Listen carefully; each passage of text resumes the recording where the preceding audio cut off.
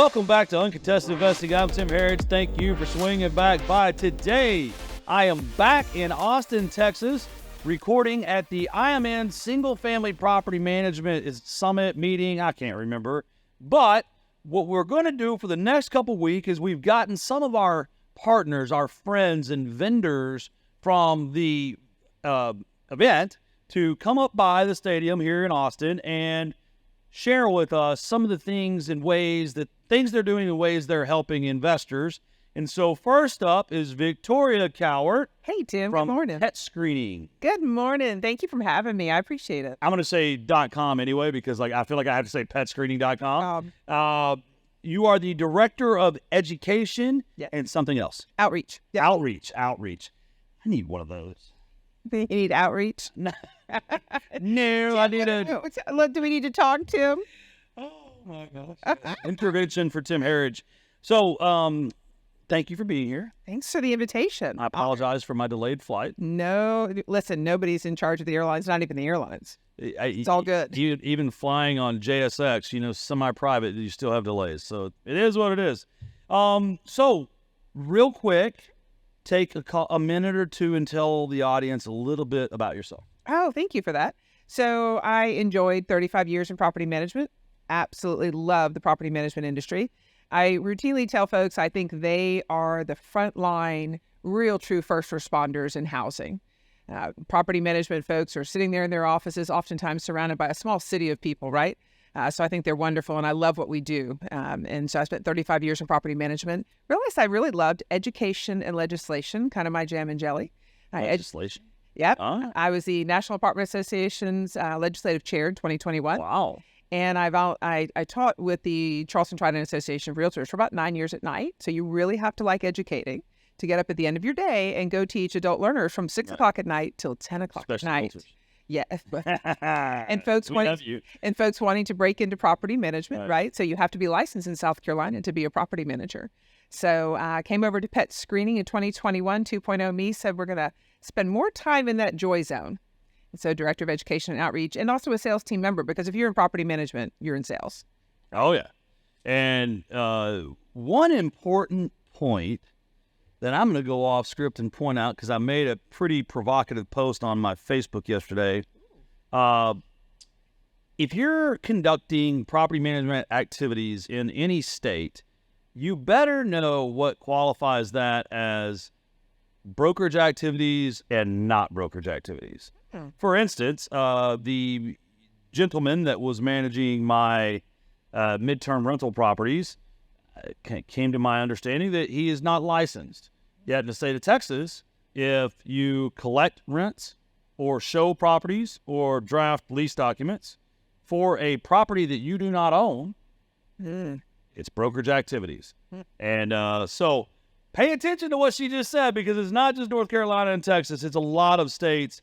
And I know with the kind of prevalence of the short-term rentals, midterm rentals, 30-day stays, Airbnbs, I think a lot of people may be providing a good, valuable service, but you got to kind of follow the rules. Good, valuable, and legal is certainly helpful. And I'm waiting to find the tipping point, since you mentioned it. When will we really get these short-term rentals? When is a short-term rental that you continue to stay in tip to a fair housing qualifying housing experience? Is it 90 days? Is it 60 days? When are we going to get to that tipping point as well? So I'm kind of curious about that as well. Wow, we have a lot to talk about. So in the state of Texas, right, there's actually a definition that 28 days or longer is not considered a short-term rental. It's actually considered... Thank you. It's actually beyond that. And I think most states, actually, it's the comptroller's office that figures it out. Okay. Because they want to know when they can charge you the hotel tax and when they can't. Right? Okay. So I think some of these states are like, yeah, these short-term rentals are fine because you owe us taxes. Yeah. But anyway, the first segment every week is what I call the bottom line up front. I ask the guest to spend up to 2 minutes sharing kind of the most important things you see in today's market, things that you think investors should be focusing on, avoiding, pursuing, all that jazz. I call it the Cliff Notes, because they may decide to stop listening in 15 minutes when their wife calls or their husband calls or they pull over to get gas. You never know. Just see with this. I start a lot of podcasts and I don't finish a lot. So this is for you because I know how I am. So love that. Bottom line up front. You ready? Yeah, I'm ready. Go.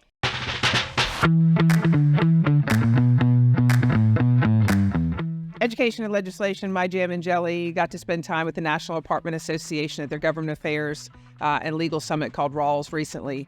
For me, all verticals of housing, White House blueprint, tenant bill of rights. Everything all the 3- and 4-letter agencies are being asked to do to protect the public from their landlords. Among these things, funding for tenant organizations, for tenant organizing. 34, the government asked for 24 different endeavors, from these 3- and 4-letter agencies. So now they're up to 34 and counting. So what does the government have to do to protect renters from us? We have to keep our eyes on this. Some of these things that they're doing are very disconcerting for the industry and just even the premise of protect the renter from the landlord.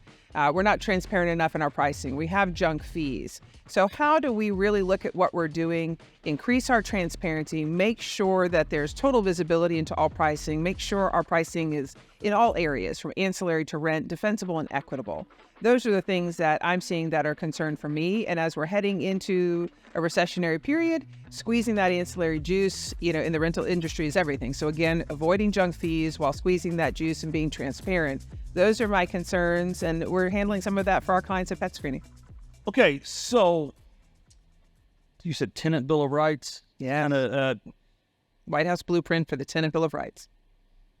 I got to say I like it. Mm-hmm. I've been an investor for over 20-something years, and I like a little bit more regulation. And I know that I probably just lost some listeners. But no, it's like I'm one of those tell me the rules, and I'll play by the rules. What I don't like is being asked to play by the rules when you can't tell me the rules. It's kind of like arguing with your wife, or for me. And it's, oh, well, all you had to do was say this. It's, I didn't know that. If I had just known that all I had to do is say, I'm sorry I didn't do that, or it's okay that you didn't do that, then we could have ended this a long time ago. I'm a fan of rules. I'm a rules kid. My boss and I always have this conversation. He loves that about me. I'm a rules kid. What I don't like is the premise that renters need to be protected from landlords and that they should have certain rights beyond what is negotiated in the contract. Yeah. That, we're all adults. We are negotiating a contract. It's a lease. And those are their rights and obligations and our rights and obligations. And we've mutually agreed upon it. Meeting of the minds, mutual benefit. It's a contract. Are they going to go out and have a bill of rights for those who rent vehicles at the airport? They're going to have a bill of rights for folks who buy groceries. Where's the bill of rights for people who buy cars? It just seems our industry is unreasonably attacked as being predatory. And it's not. We are providing affordable housing. This is the first line of housing. When your kids leave home, where do they go? When your parents downsize, where do they go? We're not the bad guy. And I've never met anybody who wants to surprise their renter at lease signing with additional fees that have not been disclosed previously. Right. I've never met anybody in the industry like that. So I don't mind rules, but I debate the premise that our renters need to be protected from the people who have asked them to lease with them and who have sought them out, marketed to them, right, and served them. I tell you this, I think tenants need to be protected from HOAs. Ooh, tenants from HOAs. Owners, maybe. Oh, tenants. Not tenants. I have personal experience of multiple HOAs in the last year in Dallas-Fort Worth banding together to not only strip away the owner's property rights, but also a lot of it has to do, you end up allowing a private organization to act on bias and bigotry. I don't disagree. We're finding that some of the largest and most notable offenses in the space of assistance animals and reasonable accommodations for the disabled come out of HOAs. And the answer, and I used to manage HOAs, and the answer often... this show is over. Thank you for attending. No, I'm one of the good kids. What I didn't like hearing from HOAs oftentimes is, but it's in our rules. If you put something that's not legal or proper in your rules, or that constitutes an unconstitutional taking, that doesn't codify it as legal or proper. You just need to run in a closet and hide. That's not an answer you should be giving anyone. It's in our bylaws. Yeah, it's in the covenants, and it's like, no. Right. So you've documented that you don't care about... It's in the Texas property code that your covenants are wrong. But anyway, I've never heard of an HOA attacking an animal. So how does that happen? So Not attacking the animal. But yeah. Well, the right. So one of the cases that I was reading about recently is really going to bring this full circle. You've got an owner, I believe not a renter, but an owner in a condo regime, and the condo regime is being managed, was getting married. I And love the way you said regime. sounds so visceral. So an owner there telling his folks at the condo management he's getting married, a fiancé is moving in, likely to be bringing in an assistance animal. So this is getting into civil rights, Title VIII, Fair Housing Act, Fair Housing Amendments Act, the rights of the disabled to request reasonable accommodations for their disability. So girlfriend's moving in and he conveyed she's got anxiety and depressive disorder, maybe bringing in an assistance animal. And so long story short, she brings in an animal that is over their weight limit. And the whole thing goes awry from there, because they think their 30-pound weight limit is more important than anything else. And it's not a reasonable accommodation for her disability that she can't find an animal that suits her needs under the 30-pound weight limit. So that goes awry. So I've seen that. I've also seen, landlords wanting to rent their properties, to your point, and HOA saying, oh, you can't have a lease of less than this. You can't have a lease of more than that. You have to give us your lease. So there's all sorts of things that go awry with HOAs. I'm with you there. Should I let people have a pit bull in my rent houses?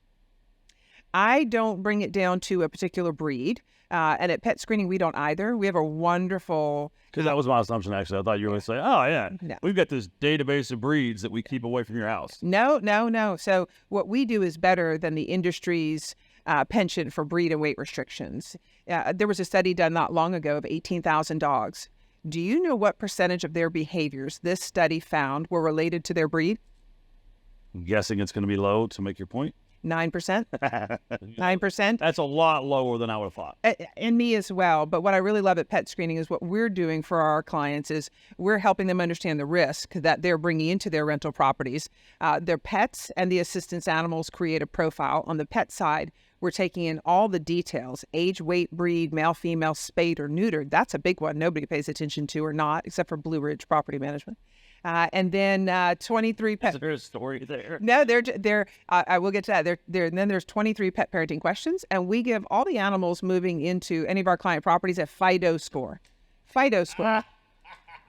I have heard of this now. Of 1 to 5 paws to make it more fun. So we're looking at all of this. So I can't answer a question about just one breed, right? And I saw a pit bull the other day with a head like this and legs this tall. That's a pit bull? It was a pit bull French bull mix. Oh my goodness. And dad was the French bull. He's an overachiever. Okay, we're not going to get into further detail there. No. So, all right. So now I'm interested. What are some other pet-related hurdles that investors need to be aware of? Maybe some things that could trip them up. So again, you're coming back to the breeds, in terms of insurance, risk management. So we really come at this from data management, process management, risk and revenue management. So do they have enough people to do their work? Because we're all trying to do more with less. So what can you offload? What can you partner up? That's where we come in. We're getting all this data for them. We're getting them more data than they've ever had before. We're making this a checkbox for the people who are serving their rental properties instead of a laborious task. So the data management is important. Getting a partner to handle that for you is super valuable. But tripping them up is the risk management part, right? So they need to know if they have restricted breeds in their insurance. Do they or don't they have bite insurance, right? And if they're welcoming, they may not have bite coverage on their property insurance, right? I was talking to an insurance provider yesterday. Said they don't have bite coverage. So do they or don't they have bite coverage? Do they or don't they have restricted breeds? And or can they find a better provider of their insurance that doesn't have breed or weight restrictions? We're serving clients with hundreds of communities with no breed or weight restrictions in multifamily apartment communities. And I use that as an example here, even for your listeners, just because that's such a big scope. Imagine 200, 220 apartment communities around the country with no breed or weight restrictions in operations anymore. So there are insurance providers out there. So they do need to ask the questions: breed restrictions or not, weight restrictions or not, do I have or don't I have bite coverage? So on my rental properties, I need to go out and say and read my policy and find out if I have bite coverage, weight restrictions, or breed restrictions, and then I need to make sure my property manager knows that. Yes. There was a case. I think Did it was you come here to make me do more work? I did not. Oh my God. Honey, if you're watching, please read the declarations. No, I'm just kidding. So there was a North Carolina, real quickly, I'll share. There was a North Carolina landlord, and they moved in a family with a dog. And the dog, unbeknownst to the landlord, had a bite history. There was a bite that occurred, vicious dog bite. Lawsuit, of course, ensued. What's vicious dog bite? That was the title. That was the headline. So apparently this was really bad. So there was a vicious dog bite alleged to have ensued after that. And then there was a lawsuit. And, the attorneys show up and they ask you, what did you know? What should you have known? And what did you do about it? They asserted that the landlord knew about the dog's bite history. The landlord's defense was he didn't. I'm imagining he must not have had bite coverage because the landlord had to fight this all the way to the North Carolina State Supreme Court to essentially disprove he did not know the dog had a bite history and therefore was not responsible in any way for this occurrence. And that's just really scary when you've got investors out there, looking to do a good job, looking to, further their investments while affording, great housing to folks. Does my property manager's E&O coverage protect me? That's a great question I don't know the answer to. I did teach some insurance when I taught the property management licensing course. I'm just trying to blame it on someone else. But yeah, everybody is. Where do I pass the buck? Is there anybody nearby I can hand it to? Right. All right. So, but our premise is put it back to the renter. And that's why we ask 3 bite questions on both our pet and our assistant's animal profiles. Okay. We're going to take a break and come back, and you're going to teach me about a FIDO score. Yes. Is that okay? That's great. All right. Stick around. We'll be right back. At RCN Capital, we know that time is money. With our competitive rates and quick turnaround time, you can receive funding in as little as 10 days. We offer flexible payment plans to relieve the pressure of repayment process. Our team is experienced in making sure that you choose a loan that will suit you best. Get on the phone with the loan officer today by emailing info@rcncapital.com or clicking the link in our bio. Welcome back to Uncontested Investing at Tim Herridge. I'm still here with Victoria. Victoria, I want to dive right in. I have a Labrador. His name is Maverick, and he's the sweetest dog ever. My wife has spoiled him so much that it is just painful to watch, honestly. When I left the house this morning, I had to make sure that he got to go back into the master bedroom. She would pet him, and he could lay next to the bed and wait for her to get up. Oh, Lord. Oh, yeah. I'm not allowed to leave him outside. It's hot in Texas. But anyway, I bring Maverick. I'm going to go rent an apartment. They're using PetScreening.com. What is going to go in? I mean, he's a perfect dog. What, in my opinion, what's going to go into his pet score? So I love this FIDO score. FIDO score. He's going to get a 1 to 5 FIDO score or possibly a 0 Maverick. Shame on Maverick. So 0's bad, 5 is good. Great. So just like regular credit scores. Yes. Okay, the higher the better. Yep. I always liken this for folks when we're talking about a Yelp score for a restaurant. Like you want that 5-star, and if you can get it with the $2 symbols, even better. So you're in the right territory here. So what's going to go into the score, what's going to go into 0 is going to be up to that apartment community. So if they say they only accept dogs up to 49 pounds, how much does Maverick weigh? 60. Okay. Something. So let's say that apartment community says dogs up to 49 pounds and they have 10 restricted breeds. Okay. Right? So first off, I have to stop you. So this isn't a national thing. This is, as the landlord, I get to tell you what I want or what my insurance allows or what our rules are, and then your scoring system's custom tailored towards that.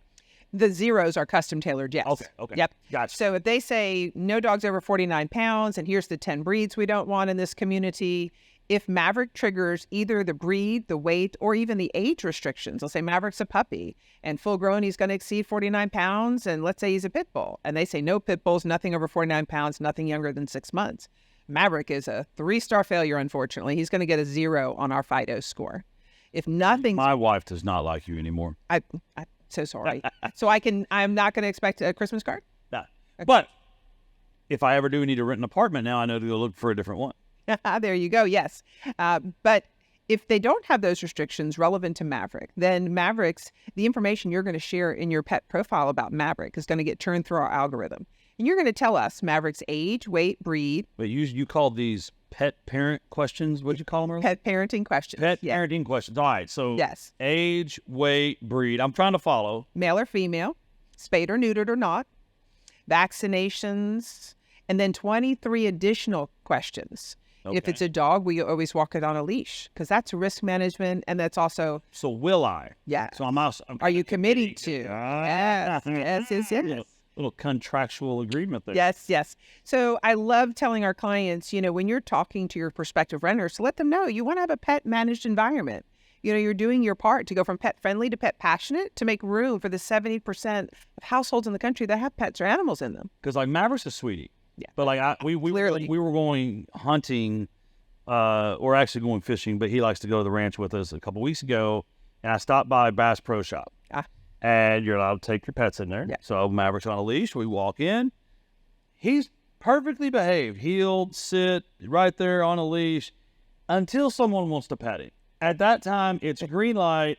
I'm licking you in the face, and I'm jumping on you. Yes. Because you just signaled me all the love. To exchange love. All the love, all the feels. And it was so funny. Like, I mean, just like, I called my wife. I didn't know his tongue was that long. I mean, that dog was like just trying to lick the face from the ground. I mean, but I say that because that pet-friendly environment is a contract, right? Like, if those people didn't walk up to me and get in my space and in Maverick's space, he would have stayed and sat next to me. When he really can't sit it, he lays down. He's just kind of like, I want to lick Victoria. But okay, so cool. So I want to hear some more questions. So will I agree to put him on a leash? Yeah. What are some other examples? Always picking up after Maverick, right? Oh, I failed. Because you want a healthy pet environment, and pet waste is not healthy. That's why I live on 5 acres. Yeah, there you go. You don't have to worry about it. It's not a failure if you're not impeding other people's right to a clean environment. I know those people that come by every Thursday and Yeah, clean up after Mav. Yes. Yeah. Mav is a very spoiled boy. Yeah, my kids are lazy too. And so we spoil our pets and our children. So none of this is my choice, just so you know. Oh, okay. So now your wife doesn't like you either because you just blamed her on camera. I'm in charge of the editing. Oh, good for you. Okay, so walking Maverick on a leash, picking up after Maverick. Has Maverick ever bitten another animal, a person, or been quarantined for a bite? So there's 3 bite questions. Great for risk management to know the answers to these questions in advance. No, he hasn't, but he's been bit by another animal. So that would be a no to all of those. Okay. So that wouldn't count against Maverick. No harm, no foul there for Maverick. But this industry, if you think about it for a minute, Tim, you've been in this for a while, right? You've had all these rentals. Have you ever asked your renters, has your animal ever bitten another animal or a person? And looked at that risk in the face and decided whether or not you want to take that. So the service that we're providing allows our clients to see and decide how much risk they want to take and literally dial it back. So a one paw, if you said, yes, Maverick has bitten another dog or a person, however wonderful Maverick is, even if Maverick would have been a 5 FIDO paw dog, it's going to drop like a brick to a 1 paw.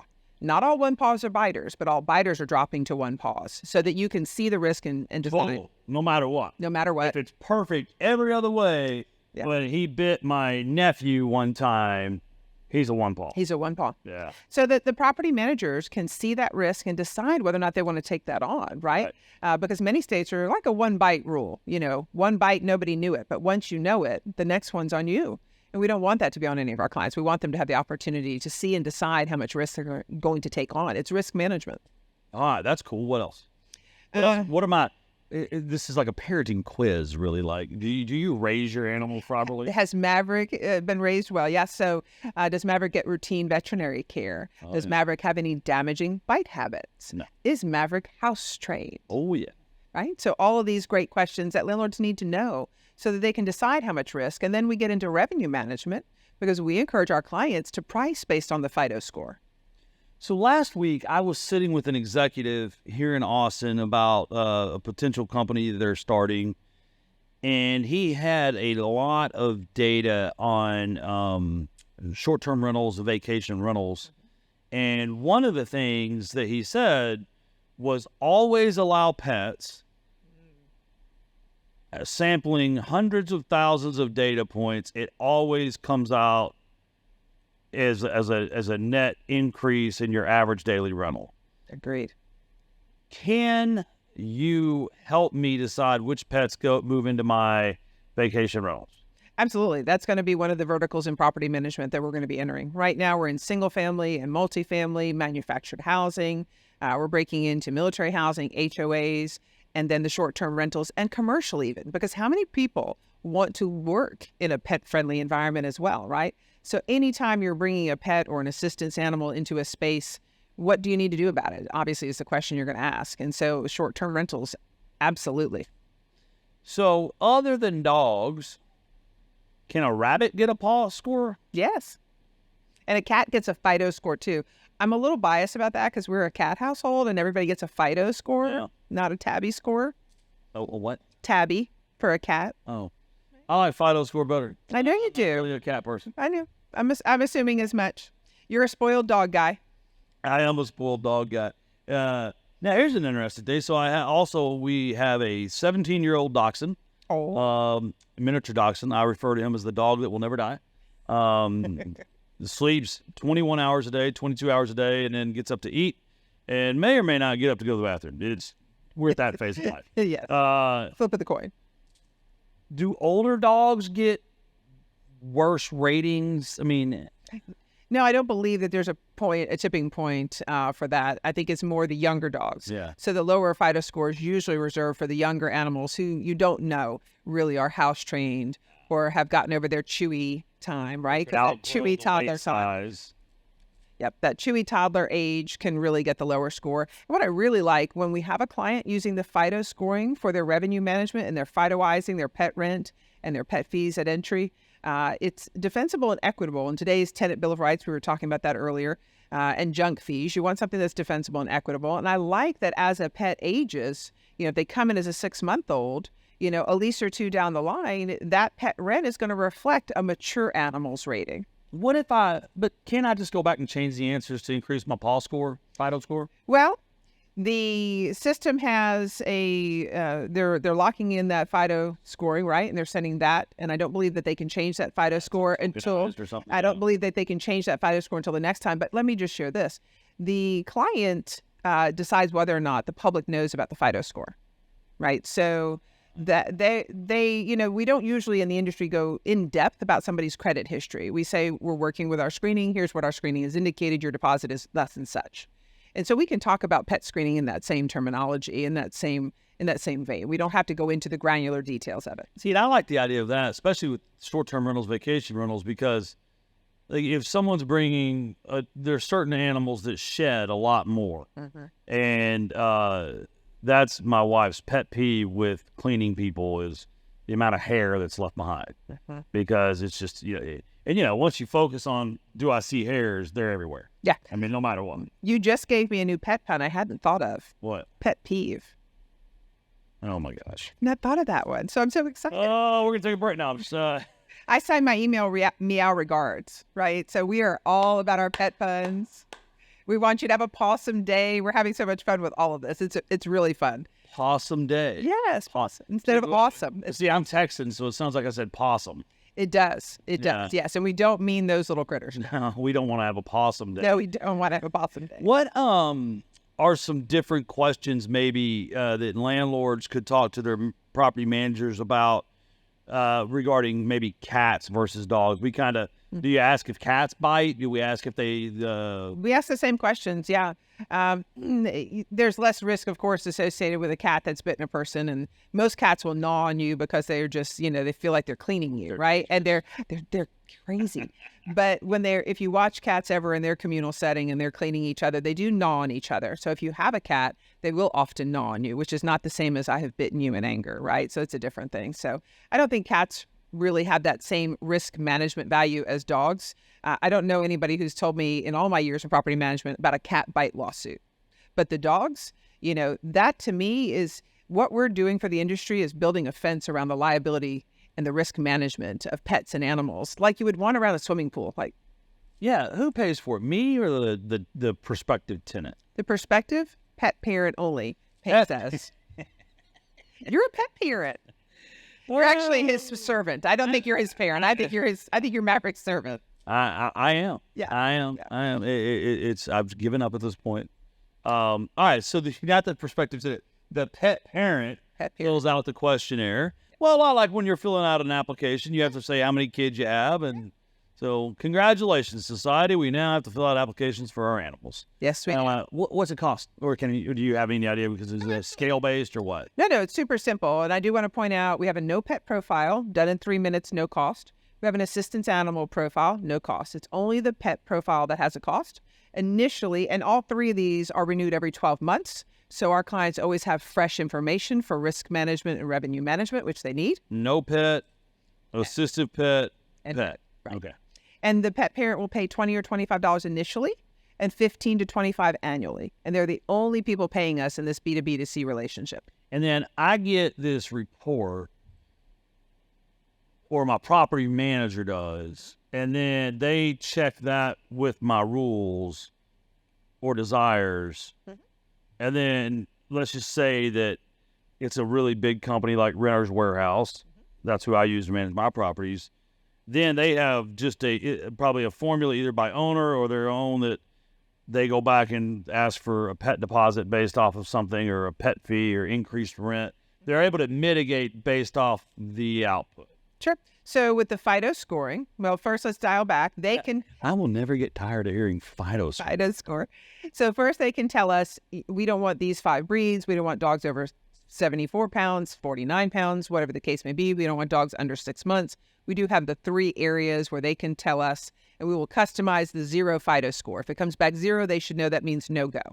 And then they're going to want to wrap around a few SOPs around the FIDO score. For instance, we will or won't take 1 paws at all, or we will take a 1 paw if it's not a biter, and we're going to escalate it this way, or we will or won't take them at all. Same thing for 2s. 3s, 4s, and 5s generally are acceptable to all of our clients, but they're wrapping their SOPs or standard operating procedures around the 1 and 2s. And then they're saying if they're going to FIDOize their pricing, our normal pet rent is $25 a month, $45 a month. Create a $20 window. Now it's $45 to $65 to start. Pet rent. Pet rent. Pet rent. Make those little fellas pay. I love that. Yes, pet rent is a wonderful, wonderful ancillary to Phrase. Yeah, It's a phrase. It's a phrase, but it's also a lot of money. Literally, it's going to go into my short-term rental language this afternoon. Good. Additional pet rent may be required. Yeah, well, pet rent should always be required. You should just have a range. 45 to 65 to start off with. Just create a $20 window for our 5 paws. Start there. Whatever your pet rent is today, $20 window. You don't even need research for that. It's going to work. Pet fee at entry, and I call it pet fee because that's the non-refundable. It's going straight into operating. Pet fee at entry, if it's $200 a day, create a $100 window to start with, so you can work with the 5 paws, $200, $225, $250, so on, so $200 to $300. And these are your FIDOized pricing. And for every 200 units out there, you've got about $15,000 more a year of revenue opportunity above and beyond whatever you're doing now with your base pricing. And again, it's defensible and equitable because you're telling me about Maverick. Yeah, it is. John Bradford is, and all the folks who work with it's defensive and equitable, too, because it's standardized, right? Yes. You can't say I'm discriminating against your dog or whatever, or your cat or your rabbit or your gerbil. It's all the same. If I have this policy, this SOP. Do you have data resources you guys provide? Like, so I'm a kind of unorganized landlord, play it by the seat of my pants, probably dangerous, not to others. That's why you hired someone else. Congratulations, you know this. It was a glorious day the day the last tenant moved out that knew my name. So do you guys have like a list of maybe breeds? Are there data resources, training resources that I can use to maybe determine what I want my SOPs to be? So we have baseline SOPs. We don't tell you to restrict any particular breed or weight. Personally, I love working with my clients who have said no to breed and weight restrictions. They're arbitrary. You know, the little dogs, in my personal experience, pee on housing far more than the big dogs do, right? The big dogs are lying around waiting for mom or dad to come home and feed them. The little dogs, they have bigger bladders. The little dogs are crazier, right? You know, they've got all the issues, right? So, yeah, and tiny platters, right? So, you know, one of my clients, because I'm on the multifamily side really often, 213 apartment communities around the country, no breeder weight restrictions. Another one's got probably 40, 50, 60 apartment communities around the country, Southeast especially, no breeder weight restrictions. So we're not going to tell you don't accept this breed or don't accept that weight. We're going to say work with the FIDO score. The FIDO score is everything that pet parent is telling us. So it's coming from them, and then our algorithmic value of their answers. So again, defensible and equitable. It's coming from the pet parent. Now, we have a value for those answers, but again, it's coming from them. So we say work with our FIDO scoring if you can, if you feel comfortable with that. If not, again, we'll customize the 0 FIDO score for you. That is genius. All right, we're going to take a quick break, come back, do the Money Minute, and then I want to talk about something you just said. So stick around. We'll be right back. REI Inc. is a monthly business publication for real estate investors, covering all types of real estate investments and strategies. It is the most comprehensive real estate investment publication on the market. All of the articles are written by the top leaders in the industry, so investors are assured of always getting the best information possible. Each month, REI Inc. also profiles the top companies in the industry and provides insights and data into key regional markets. Along with their sister platforms, the REI Referral Network and Highest Invest, real estate investors have exclusive access to off-market investment opportunities and national acquisition and disposition initiatives. To learn more, visit www.rei-inc.com, where you can also access the REI Referral Network. Also, be sure and visit www.highest-and-vest.com to view the latest exclusive off-market assets with near immediate acceptance decisions and closing strategies. You can also email marketing@rei-referralnetwork.com to request more information. Welcome back to Uncontested Investing. I'm Tim Harridge. I'm still here with Victoria. Victoria, in a minute, we're going to talk more about some of those revenue-generating ideas you had. Yeah. But first is the Money Minute. So 60 seconds. There's an investor out there. This is all the advice they're going to get in this month. It doesn't have to be about pets. It doesn't have to be about legislation. It doesn't have to be about anything. But just take a second, think about it. The best advice you have for our listeners out there, most of which are real estate investors, are you ready? I'm ready.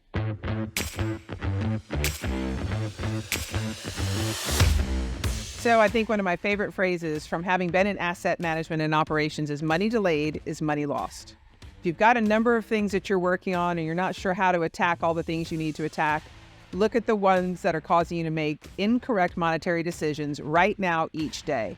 In this industry, we're not like a jewelry store. You're not coming in tomorrow morning, pulling out all the jewels, putting them on the counter for people to buy. Yesterday's rent is gone. You're never going to get it back. Yesterday's ancillary fees are gone. You're never going to get it back. So if you're doing any of those wrong, making incorrect decisions on those, delaying, improving in those areas, stop right now.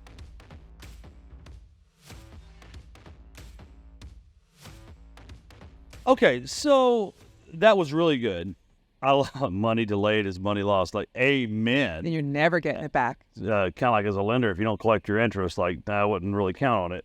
So in the last segment, you started like rattling through some things. I was like, so no, just what you do is like, it's $100 for a 5-paw and 125 here. And I find that fascinating. I have never in 21 years thought of it that way. So let's talk about more ways that having SOPs and understanding of pet issues can make me more money. Absolutely. So I really go back to the core for the industry, pet rent and pet fees. These are defensible. These are equitable. You know, there's a cost associated with having pets in your properties. So I always go back to that defensible, equitable, transparency and pricing, you know, and squeezing the ancillary juice. Right now, rents are compressing in lots of areas across the country, fearful that they're going to compress more. So it really comes back to the details. I teach magical math and property management. It's a session I offer as the Director of Education and Outreach. And I really love talking to folks about why a dollar might be worth $20 if the portfolio they're managing, the asset they're managing, has a cap rate valuation, right? At a 5 cap, $1.20. And how they can improve the income and improve the value of the assets they're managing by paying attention to the details. And pet rent and pet fees are some of the biggest details in the industry.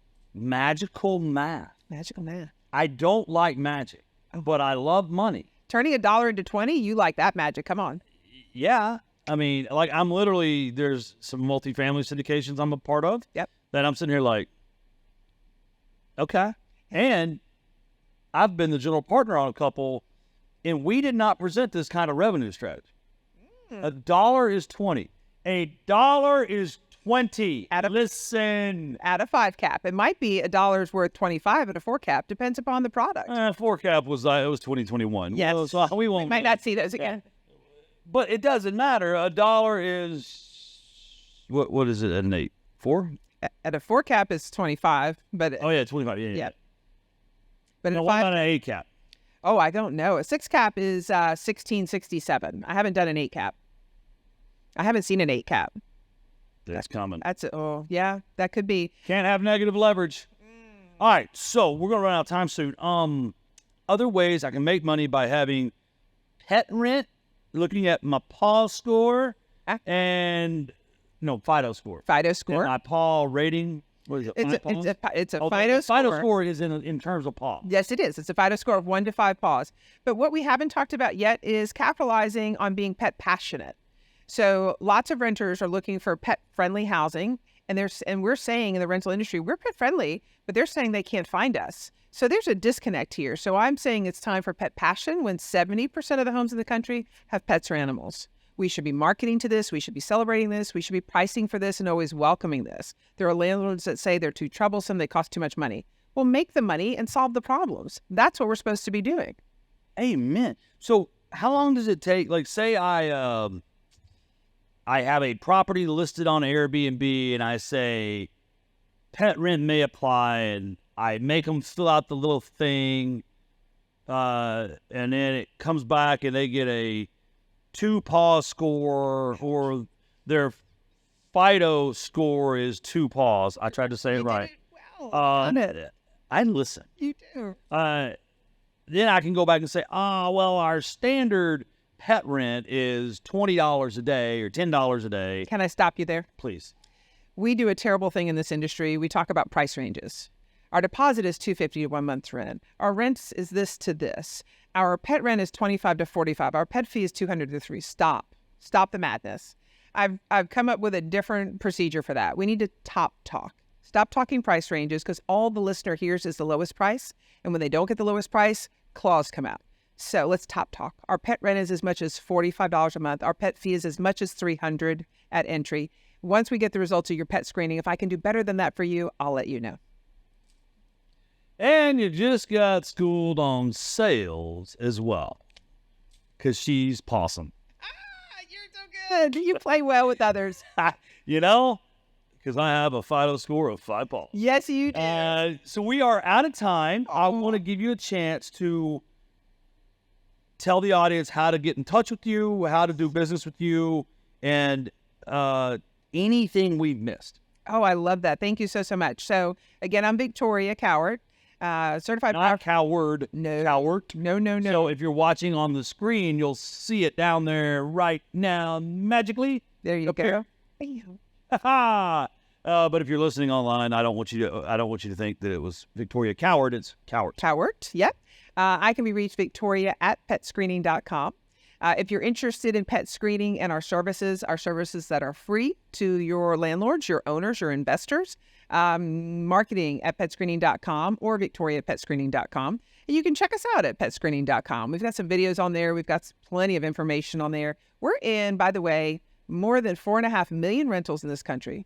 More than 20,000 apartment communities, but overall, because we got our start at NARPM in the single-family space, over 4.5 million rentals. So we'd love for them to check us out and come see us. That is so cool. Yeah, it is wonderful. John Bradford did an amazing thing. He is our owner and founder, and the best solutions in this space come from the property managers in this space. So whether it's Resman or PetScreening or Fortress, I think it's Fortress or Quext, there's great solutions in this space coming out of property management companies, and pet screening is one of those. I think this is awesome. It's awesome? Is it? It's possum. Pawsome, not possum. I have actually learned how to make more money on this episode, and that is our goal with this episode, with this show. Yeah. And I was kind of thinking, like, what is the pet lady going to talk about? But wow, you really brought the heat, so thank you. My pleasure. Thank you for having me. What an honor. Thank you for being here. And we are out of time, ladies and gentlemen. Thank you for listening. Thank you for swinging back by. Remember, your network is your net worth, and today you've been growing both. We'll see you next week. Thank you for listening to Uncontested Investing. Questions about today's episode or the podcast? Email podcast@rcncapital.com and make sure to follow REI Inc. magazine on LinkedIn and Facebook, and RCN Capital on Instagram, LinkedIn, and Facebook. See you all next time.